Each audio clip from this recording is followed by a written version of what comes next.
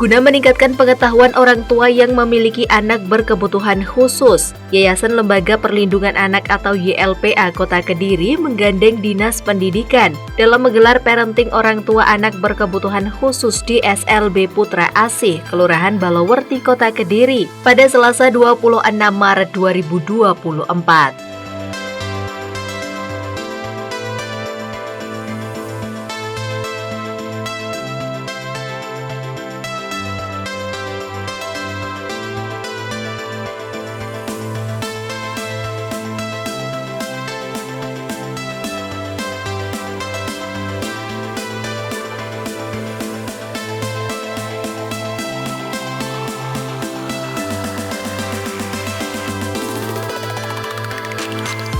Tema yang diambil dalam acara ini adalah tetap bahagia mendampingi buah hati tercinta dengan narasumber utama dosen psikologi IAIN Kediri, Sofi Mirwani MC.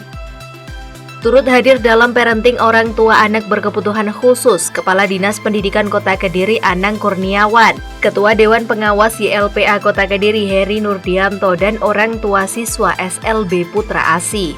Kegiatan parenting ini bertujuan untuk meningkatkan semangat dan energi lahir batin para orang tua dalam mendidik anak dan mendampingi anak-anak berkebutuhan khusus. Selaku pembawa acara pada pagi hari ini akan membacakan susunan acara pada pagi hari ini. Yang pertama pembukaan, 2 lagu Indonesia Raya, 3 sambutan, 4 santunan, 5 materi parenting. Untuk acara yang pertama, mari kita buka dengan bacaan Ummul Kitab Al-Fatihah. Kegiatan parenting diawali dengan menyanyikan lagu kebangsaan Indonesia Raya.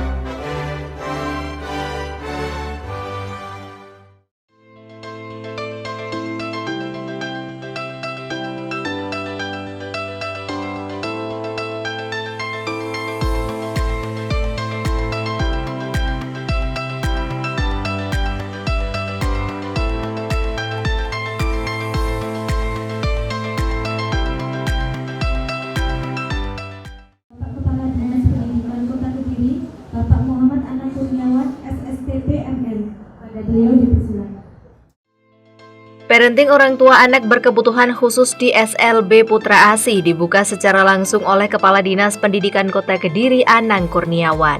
Dalam sambutannya, Kepala Dinas Pendidikan Kota Kediri Anang Kurniawan menyampaikan rasa terima kasihnya pada YLPA Kota Kediri yang telah melaksanakan parenting untuk orang tua dari anak-anak istimewa ini.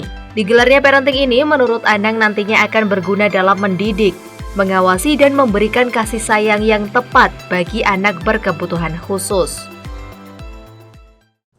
Bapak Ibu sekalian, dalam kesempatan hari ini pula saya mengucapkan terima kasih yang sebanyak-banyaknya kepada panjenengan atas kehadiran panjenengan mengikuti acara parenting ini. Karena apa? Ini tidak hanya sebagai istilahnya hanya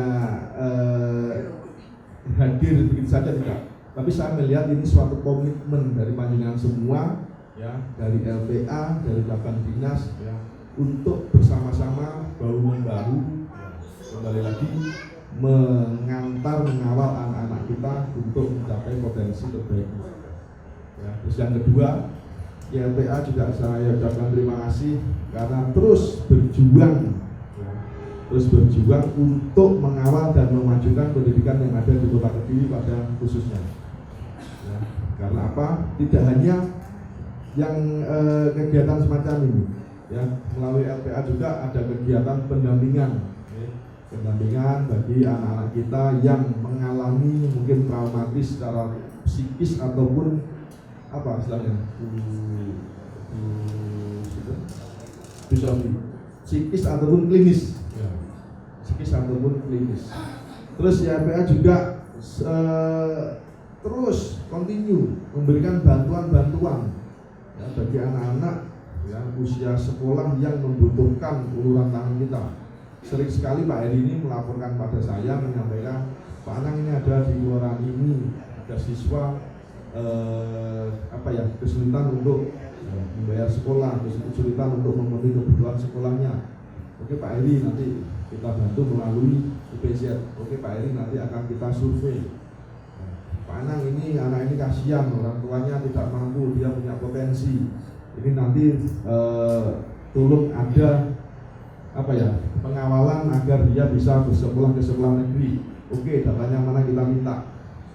Beberapa hari yang lalu saya mendapat laporan Pak Eri, mungkin ini sudah viral juga, ada salah satu anak siswa SD Bangsal 1 kalau tidak salah, saya lupa kelas berapa. Kalau malam dia jualan resource sama sempol. Terus saya tanya, kenapa kok jualan semacam itu? Karena ingin membantu kebutuhan ekonomi orang tuanya. Semacam itu. Ada videonya, saya dikirimi. Terus saya minta, oke Pak Ibnu, nanti jadwalkan kita untuk berkunjung ke rumahnya. Nah, semacam itu. Saya selaku Kepala Dinas Pendidikan, kalau melihat hal semacam itu, saya itu bebas milih. Ini tanggung jawab saya, ini kewenangan saya. Apa yang bisa saya berikan pada anak-anak yang semacam itu. Lebih lanjut, Anang juga menjelaskan bahwa Dinas Pendidikan berkomitmen untuk memberikan pendidikan yang terbaik bagi anak-anak berkebutuhan khusus dengan membuat sekolah inklusi. Menurutnya, hingga saat ini Kota Kediri telah memiliki 14 sekolah inklusi. Tak hanya itu, bentuk kepedulian Dinas Pendidikan Kota Kediri pada anak-anak di Kota Kediri juga diwujudkan dengan disediakannya klinik pendidikan yang di dalamnya ada tenaga psikolog. Bapak Ibu sekalian, Dinas Pendidikan Kota Kediri juga sangat komitmen terhadap pelaksanaan pendidikan inklusi. Kita tahun ini menargetkan ada peningkatan jumlah sekolah-sekolah inklusi yang ada di Kota Kediri. Dari yang tahun kemarin sekitar 11 ya untuk SD dan SMP, nanti tahun ini sebelum PPDB tahun 2024-2025 ini akan kita naikkan minimal menjadi 20 sekolah inklusi. Terus yang kedua, melalui klinik pendidikan kita juga melakukan pendampingan pada anak-anak yang dirasa di situ memerlukan kegiatan pendampingan untuk menjaga agar psikis dari anak tersebut mungkin karena suatu kejadian dia tidak mengalami traumatis. Bapak sekalian, yang terakhir, semoga dengan adanya parenting ini bisa memberikan wawasan yang lebih, bisa memberikan keterampilan yang lebih kepada panjenengan semua sebagai orang tua istimewa untuk mendampingi anak-anak istimewa kita semuanya. Amin. Yang terakhir, antun ya, bermain gitar di tepi telaga, suaranya merdu menyapa telinga. Pendidikan inklusi hak semua warga negara. Semoga ke depan pendidikan ini bisa kita rasakan secara bersama-sama. Assalamualaikum warahmatullahi wabarakatuh.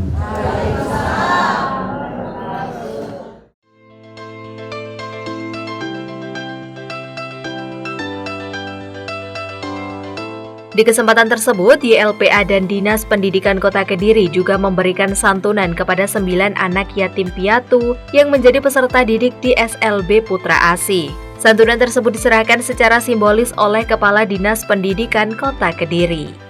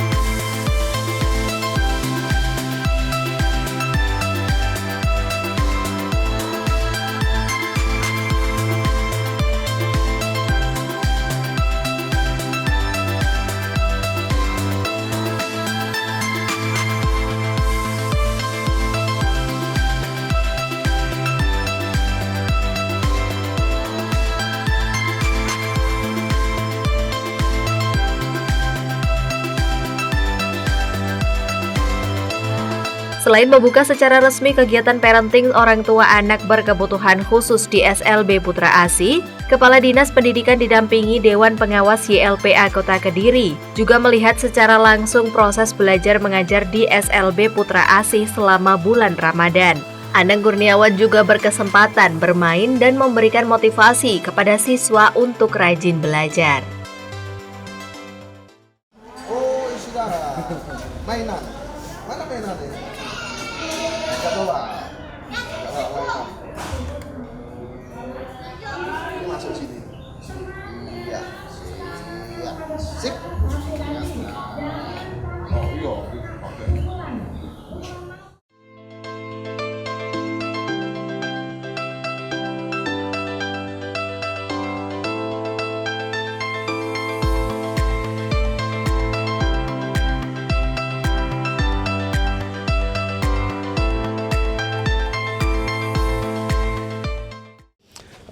Alhamdulillah ya, saya bersyukur sekali, terima kasih sekali kepada teman-teman dari YLPA Kota Kediri, Yayasan Lembaga Perlindungan Anak Kota Kediri, ada Pak Heri, ada Pak Hadi dari cabang dinas yang telah melaksanakan kegiatan parenting ya untuk orang tua dari anak-anak ABK, anak-anak istimewa ini. Karena apa? Terus terang kegiatan yang sampai menyentuh ke orang tua, parenting orang tua ABK ini saya pikir ini kan belum banyak. Ya, teman-teman dari LPA ini sangat peka melihat kebutuhan ini sehingga melaksanakan kegiatan ini. Jadi harapannya nanti memang ini sangat berguna ya buat orang tua yang bagaimana mereka di dalam mendidik, di dalam mengawasi, di dalam menyayangi ini harus lebih ekstra daripada anak-anak yang normal pada umumnya gitu. Upaya dari Dinas Pendidikan sendiri Pak untuk anak-anak inklusi yang seperti apa?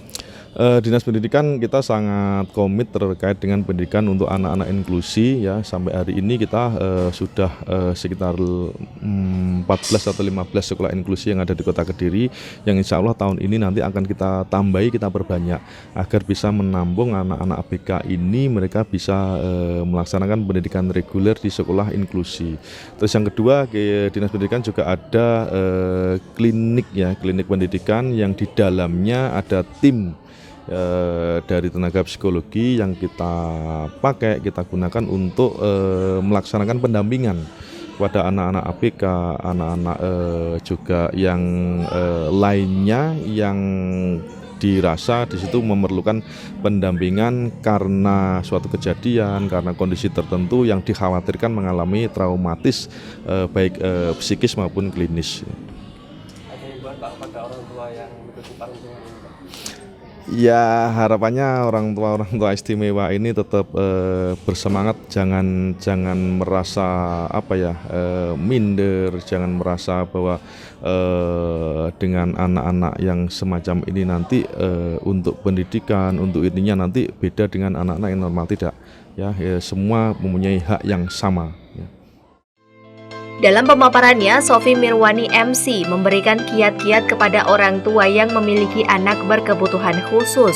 Pertama, orang tua harus bisa menerima diri dengan baik dulu, dengan status memiliki anak berkebutuhan khusus, yaitu bisa menerima dengan baik dan legowo. Kedua, mengelola emosi orang tua dengan baik, yaitu merubah pikiran negatif menjadi pikiran yang positif, sehingga orang tua bisa membaca dan memahami potensi yang dimiliki anaknya yang memiliki kebutuhan khusus. Ketiga, selalu memiliki perasaan optimis dalam membesarkan dan membimbing anak-anak mereka supaya dapat tumbuh menjadi pribadi yang baik dan memiliki karakter yang kuat. Keempat, kalau orang tua sudah tidak mampu lagi menangani emosi, maka harus mencari ahlinya untuk berkonsultasi menyelesaikan masalahnya.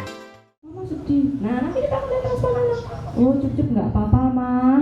Nanti besok aja beli lagi, atau nggak usah, mah. Nggak usah lumpia juga nggak apa-apa. Kita mengajarkan anak untuk bisa lebih berempati kaitan dengan emosi, ya. Jadi kita pelajari dulu emosinya.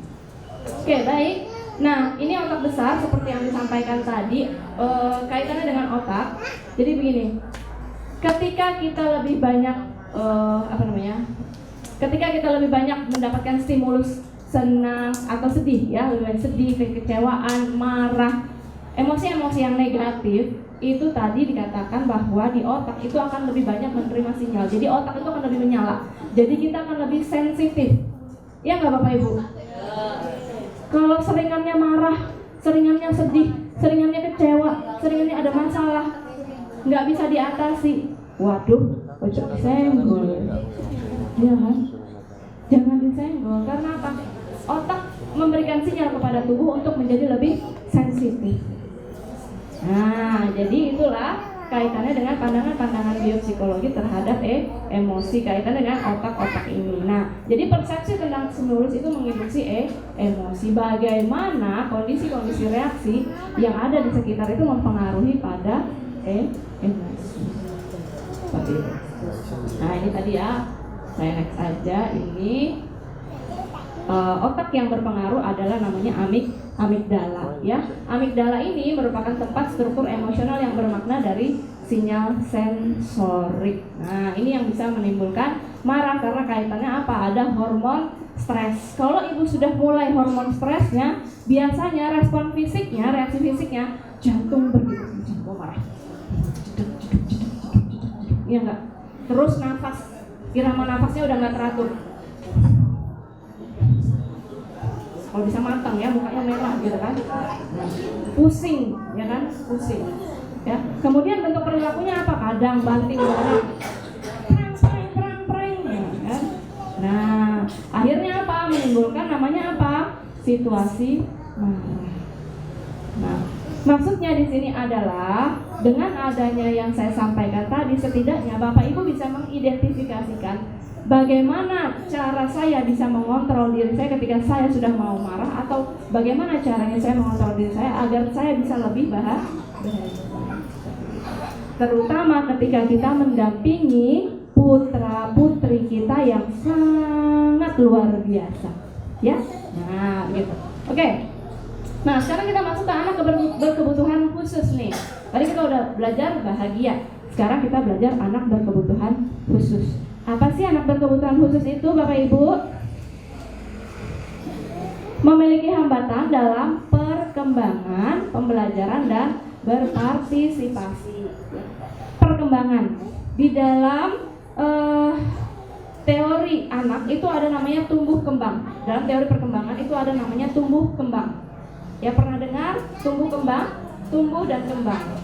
Jadi pada dasarnya anak 0 sampai 5 tahun pertama itu ada namanya tumbuh kembang.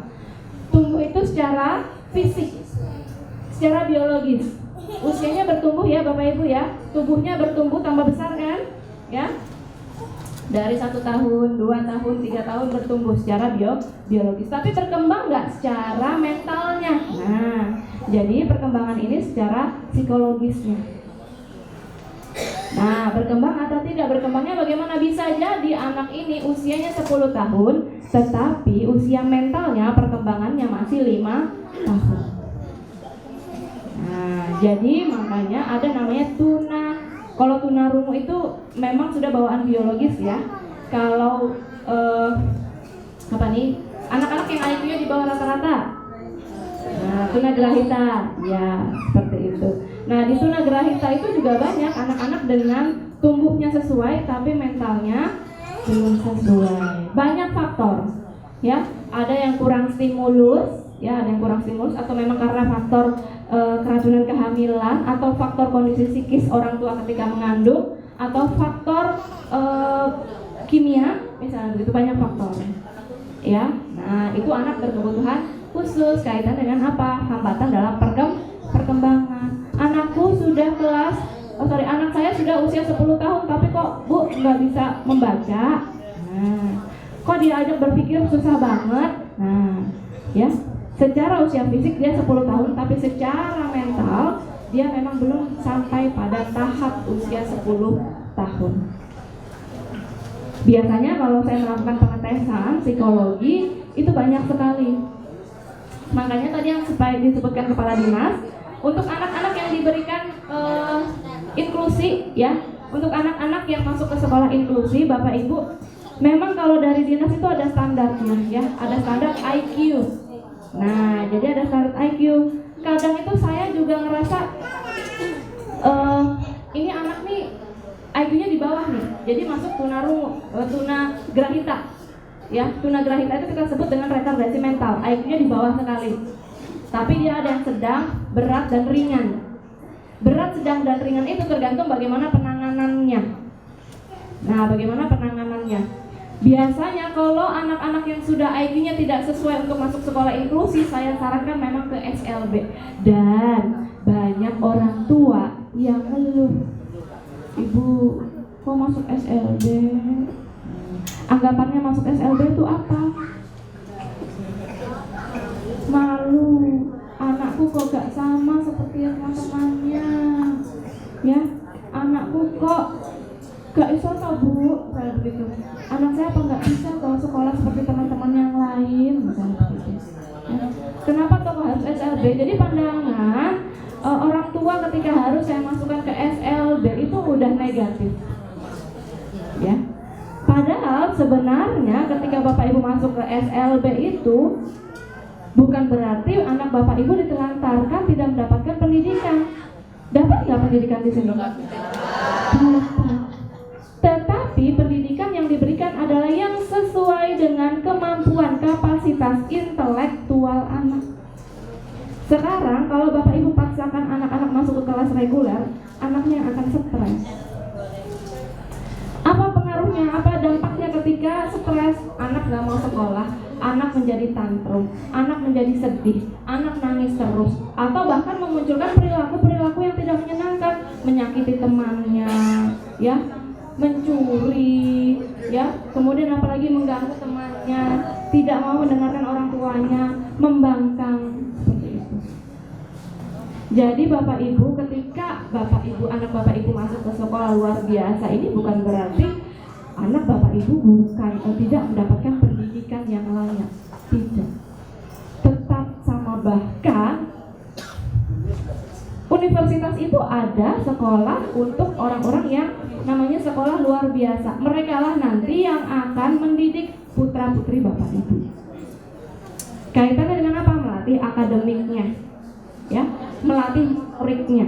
Motorik itu ada ya, anak yang nggak bisa nulis, tangannya kaku. Misalnya anak-anak dengan CP, cerebral palsy, biasanya ada di SLB, CP, atau di sekolah-sekolah inklusi. Anak yang kelumpuhan otak, nanti tangan sama kakinya nggak bisa berfungsi dengan baik. Jadi dia lebih banyak di kursi roda, otot-otot tangannya minim. Nah itu bisa fisioterapi. Seperti itu.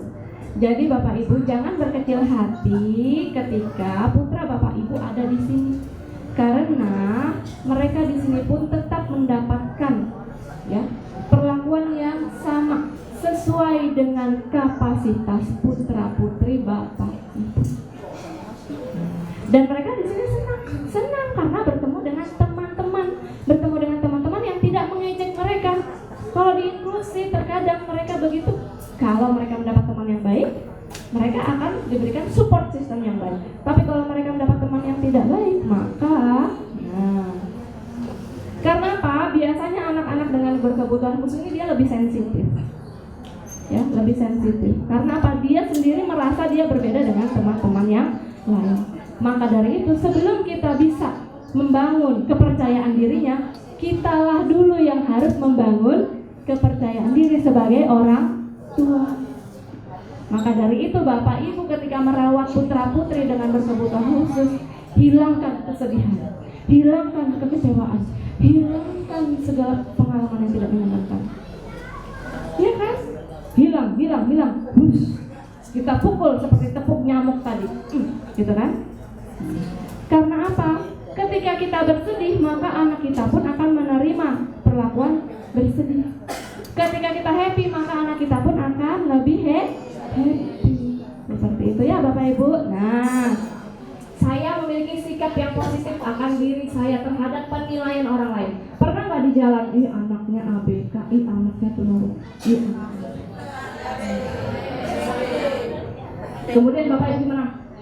Ngomong apa? Senyum itu ada 2 kanan, 2 kiri, ya. Satu dulu, 1 dari hati, Ya, sebelum kita senyum kita mulai dari hati dulu. Yang kedua, yang mulut bagian kanan ke kanan 2 cm, yang kiri ke kiri 2 cm ya. Kemudian minimal tahan selama 5 detik. Nah. Coba sekarang kita coba nomor 1 dari hati. Ya. Senang, empati, nikmat, yakin, umpan dan manis. Saya happy, saya bahagia. Sering-sering berikan afirmasi positif.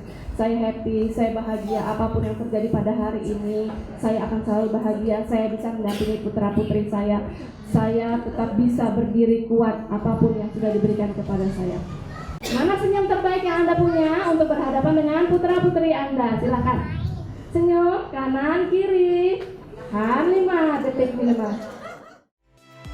Diharapkan melalui parenting orang tua ABK ini bisa memiliki pengetahuan dan wawasan dalam mendampingi tumbuh kembang dan mendidik dengan penuh cinta dan penuh ketulusan. Tim Liputan Doho TV.